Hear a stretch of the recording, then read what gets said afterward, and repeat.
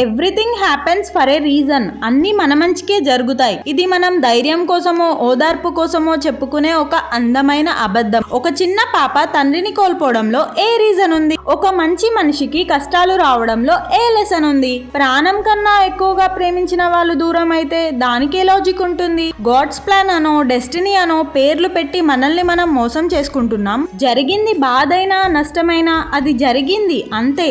దానికి అర్థం వెతకడం కంటే ఆ గాయాన్ని మోస్తూ ముందుకు సాగిపోవడంలోనే నిజమైన మంచుంది. లైఫ్ ఒక అన్ప్రిడిక్టబుల్ స్టార్మ్. కానీ స్టార్మ్స్ ఎందుకు వస్తాయో తెలుసా?